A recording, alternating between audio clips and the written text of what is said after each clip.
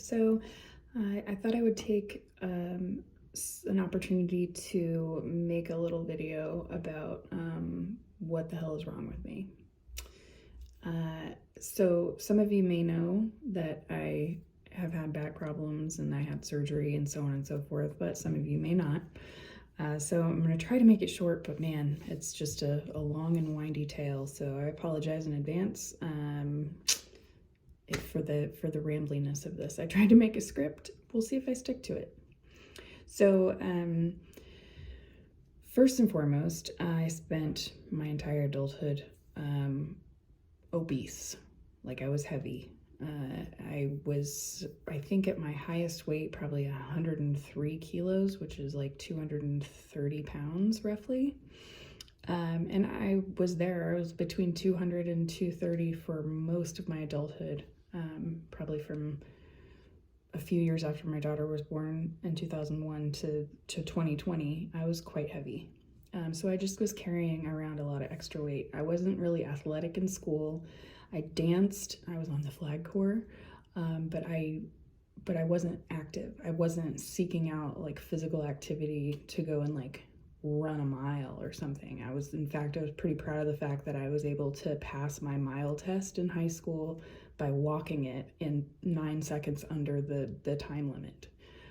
It was just not really a priority for me to like feel strong or be skinny.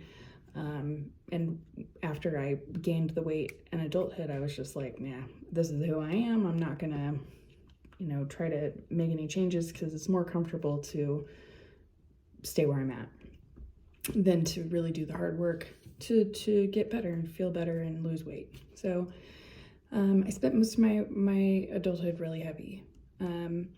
I also went to nursing school from 2014 to 2016, if we're counting my bachelor's degree as well.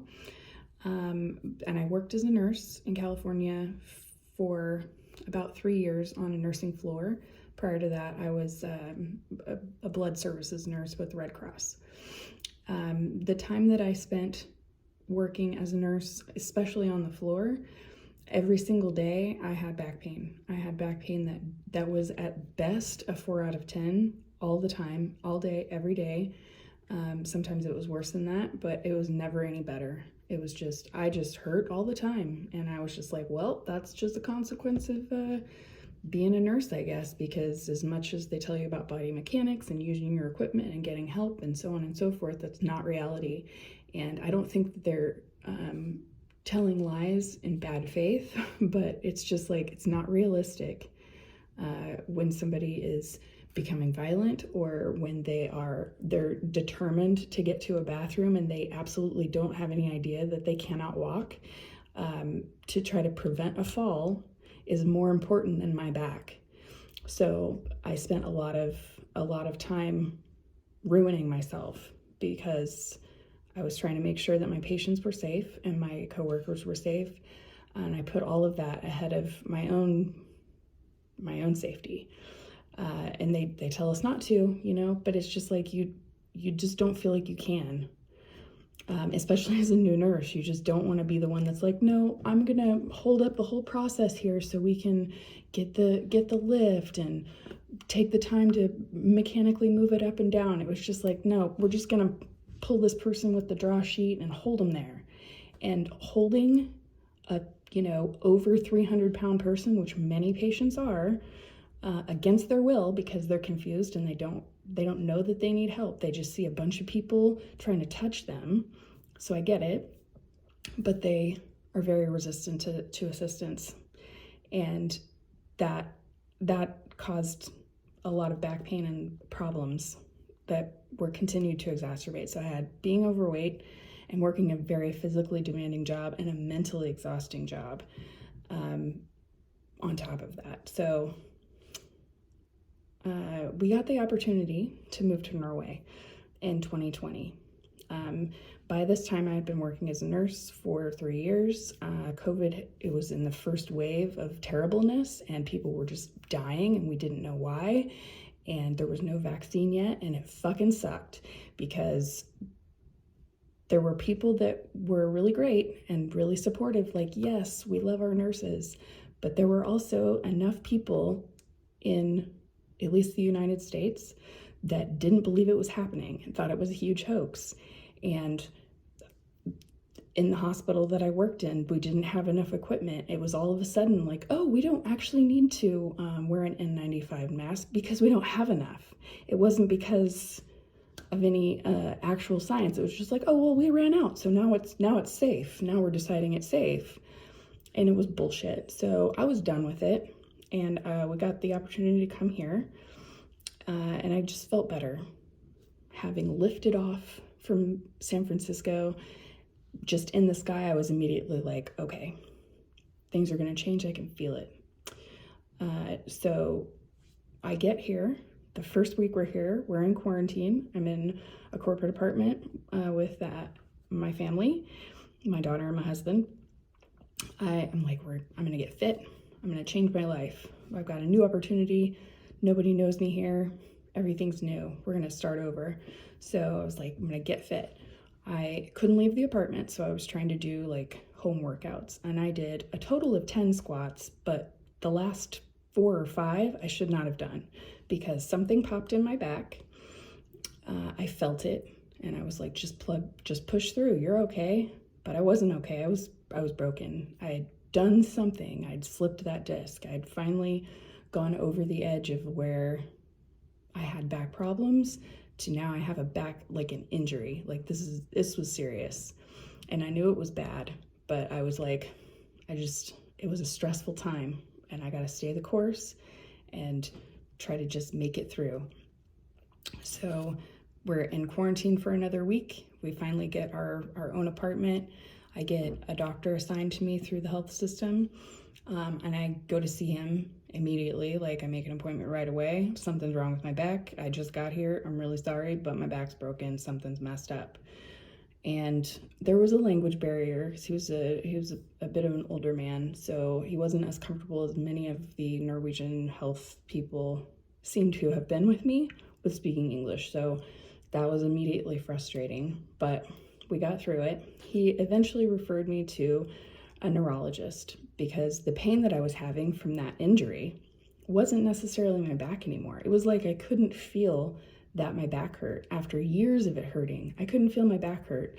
The pain that I was having was sciatica, and it was shooting down my left leg, and it was mostly like centralized in my left back calf all the time.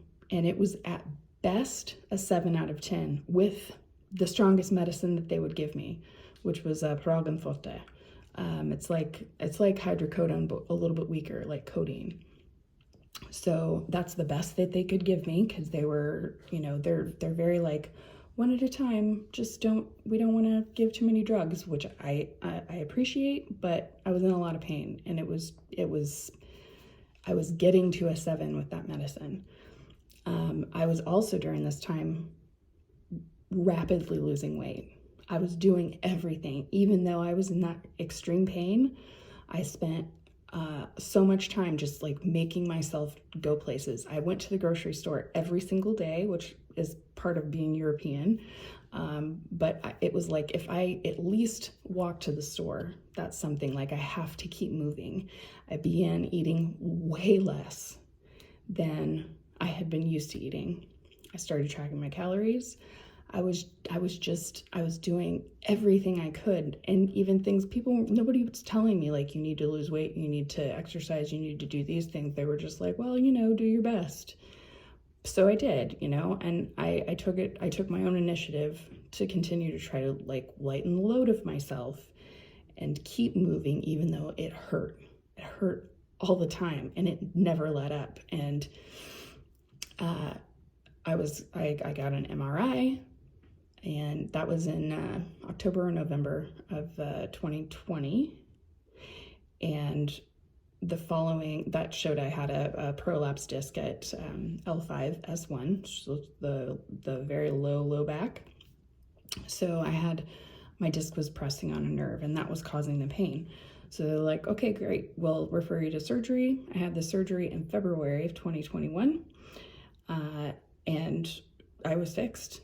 Like, I woke up from that surgery and there was a little bit of pain, but They told me that was normal, and it was. My nerve had to sort of get back to normal after being pressed on for months and months, and it did. And so I continued to keep up with sort of working out.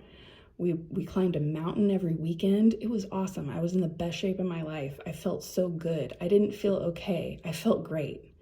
And I knew, like, don't take this for granted. This is special. This is like how living feels. And I didn't take it for granted, I thought. So after a while, I'm feeling great. I managed to find a job where I'm really happy. I still have that same job. It's doesn't require a lot of brain cells, and everybody lives at the end. And it's everything I could ask for. I'm not trying to make a ton of money.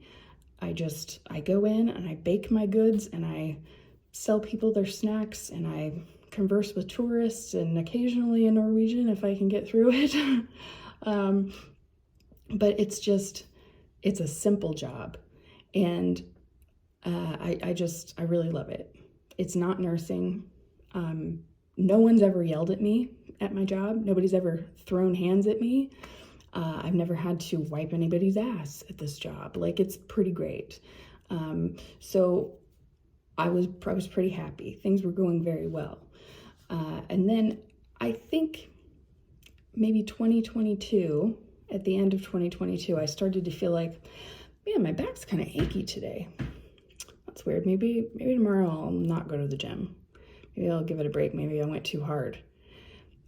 And so I gave myself a break, and I went back, and it was still like, man, something's wrong. But I can't point to anything that was like, yeah, this was where I went wrong. I just felt a little worse over time, to where I was like going to the gym less and less, and days turned into weeks, turned into, let's just cancel the membership because we're not going. And in that time, it was very defeating, because I'm like, why do I still hurt? I tried working out a lot, and I tried not working out, and at that point I hadn't gained any of my weight back, not really, maybe a kilo. So I was like, I don't know why I'm still hurting. So I kind of went at it on my own for a while, just relax. Like, maybe you just need to calm down and not do for a while. So I was just working. And then, like, last summer, 2023, it was the summertime, and I was working a couple days that had longer hours, and I could feel myself being slower, and I couldn't make up the difference. Like, no one told me. Nobody at my job was like, hey, what's wrong? Like, you're slower. Like, what's going on? Or this is a problem. No one addressed this with me, but I wanted to be proactive before anybody did catch on that I was struggling. So I went back to the doctor, and she had them do another MRI, and it showed that I had scar tissue. She said that I had scar tissue. Okay, different Erin here. I just want to jump in and say it's the scar tissue that she referenced that I had.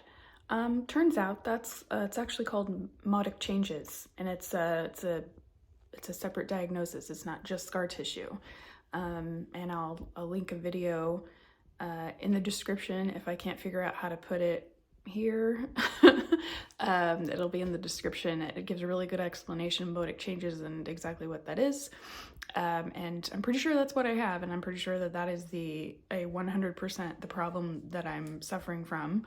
And there's still research ongoing to figure out how people can best be served to alleviate the pain from their modic changes. But yeah, back to the main video. From the surgery, and I was like, okay, well, so I'll go to physical therapy. I'm going to go on 50% sick melding, which is when you get a sick note from the doctor. They put it in the system, and then the government pays that portion of your pay. So I have right now 50% of the time I was working, and the other 50% that I would be scheduled for, because I have a contract, the government sort of makes up that difference. And that worked out. I was working 50% sick building, hoping that I was going to have a surgery. I was hoping that I would be able to get that disc replaced because my husband was going to have that done, and I thought that would fix the problem. The surgeon that I had talked to after I had the MRI, he doesn't perform the disc replacement, and it's a private thing here. It's not part of the public system, so it's quite expensive. My husband actually has insurance through his workplace that I don't have access to. I'm just on the public system, so it's out of my financial reach to have a disc replacement. But the communa doctor that would be covered through the health system offered a spinal fusion, which is not something that I'm interested in having unless I've done everything else, because it's a risk of permanent disability. Like, I will lose mobility with it because they're going to fuse those bones together. They're meant to move. So if they fuse those bones together, I'm giving up some mobility, and I'm just buying time until that injury travels further up the spine and further up the spine. So I'm like, just no way. Like, if you can't guarantee that this is going to fix it, and he can't, I'm just going to try my best to grin and bear it and get through it through physical therapy and, lightening my workload a little bit, which has helped. I've also lightened myself by a few kilos again. I've started going back to the gym. I go to physical therapy maybe once a week, and we do a lot of not a lot of work there. She sort of guides me on like what I should be doing at the gym, and then she does like some targeted muscle massage.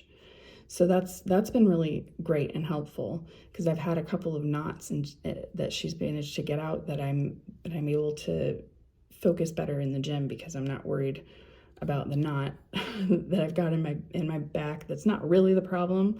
But anyway, so I asked my doctor if I could get on the list to come here to the Red Cross Rehabilitation Center.